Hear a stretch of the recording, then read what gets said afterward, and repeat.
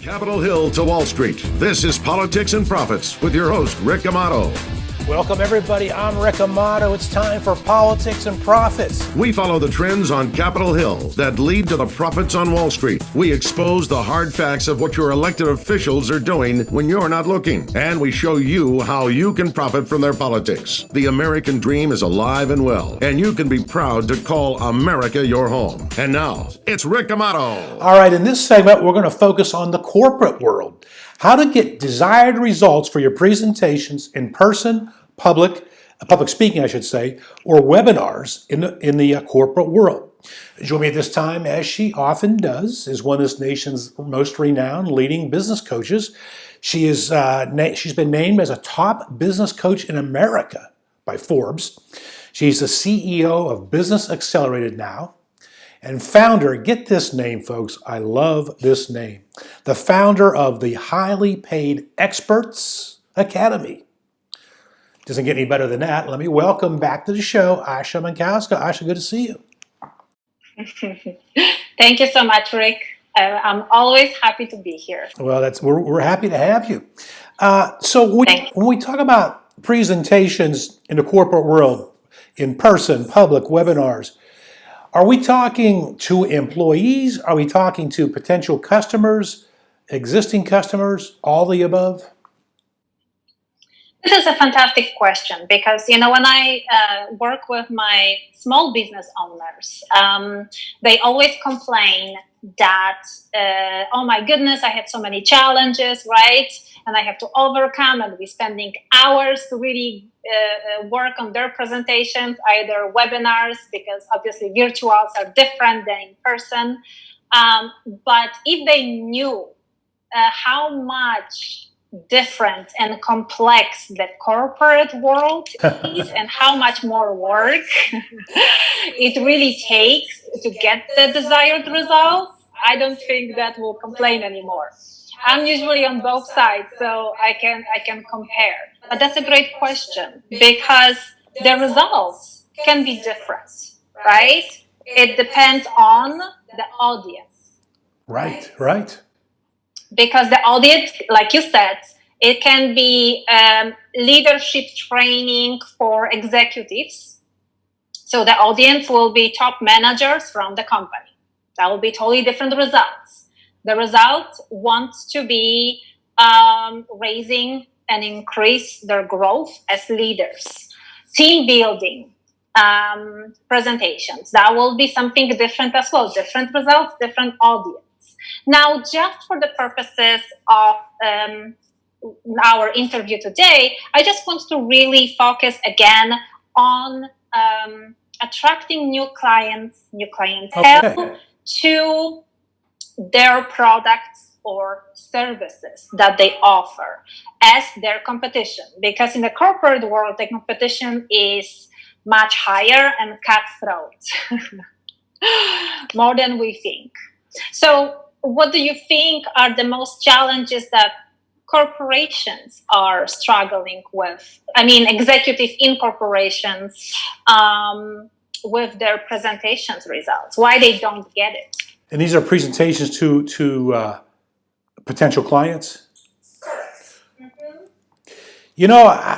I don't know how it's different from small business, but I would think that a corporation with more vast resources than a small business ought to be able to sell service and innovation as key features. That doesn't answer your question, but that's what comes to my mind. Mm-hmm. Okay, perfect. So the main challenge is that basically there are so many steps that will take before the desired results can be accomplished, right? Because let's say, as a business owners, service providers, so to speak, usually we are in front of another decision maker. That's right. Right, Rick? Perfect. So the distance in between us, process, and making decisions, so the result will be super fast. Usually it's instant, desired result.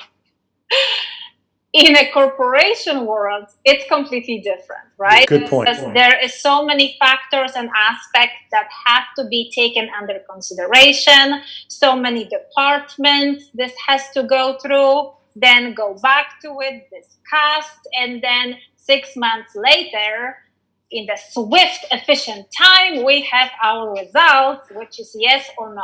You know, Asha, to make your point, I want to use this example. I just recently interviewed a former top executive of Disney Corporation. Yes. And he was in marketing. He was a former NFL football player. His job was to bring ideas to Disney to make it more appealing. And he said that, remember, in every corporation, one person has a job to create ideas, and another person has a job to say, no, it's not a good idea. Yeah. And that's the point. That's part of what you're saying. You're right about the process. So correct. How do we? What's your advice to these executives on how to deal with that bureaucracy? I'll call it. So, well, there are so many elements that have to be taken under consideration again, right? Because most of the time when corporation is presenting their services or products, they have to really show their strong and bold value proposition, right? But so all the elements, we're not going to go over all the elements, exactly what it is and so on. I will really recommend everyone to watch our episode that we talked with small business, how is it done with all the steps. So, but the research about their ideal audience or the ideal clients, let's say, has to be really extended, because most of the time their culture is different, because maybe our client is in different countries, right? Or have an office in multiple different countries. So we have to take that under consideration, because it's a different country, different language, their culture also, everything might be different from ours. So how this product is relatable with its benefits to their needs, what type of case studies we should be showing them that is relatable to their situation. It makes total sense. Total sense. It's extraordinary how much more complex that can get. Yeah, and maybe a little homework on what the decision-making process is of your audience. Absolutely. And but the key is that the better, the more successful, well thought and well presented value proposition is in your webinar training, in person and so on, the faster you can achieve your yes and move forward with new clients from even different states. In America, it has a different culture, right. So we don't even have to go to different clients to different countries. Different company has a different culture. Right? All right, Asha, we're out of time. Great information. Very few people I've spoken to make that distinction between small business and corporate. You're right. It's a different culture, and corporate takes a long time for decision-making process because of the bureaucracy. And as I said previously, I'll say it again, there's a lot of noise out there in the marketplace, everyone trying to gain our attention for their services as an advisor on something. You come on this show and give practical, relevant advice that people can use, whether corporate or small businesses, and I just want to commend you for that. Thank you so much. I mean, there is there is a huge difference, because as we know, it will be a huge difference between Apple or Uber, right? Yeah. Corporations versus our small business that may be selling a great idea with phones and something like that. Their process is completely different. All right. But still, for me, I was always on the both worlds, corporate world and a small business. So seeing the both spectrum, vision and spectrums really gave me such an advantage. I think you are in the same situation. You can appreciate both worlds. I can appreciate both worlds, and you have that background, and you know how to. Correct. You know how to bring your background as a value proposition to the audience, to the clients.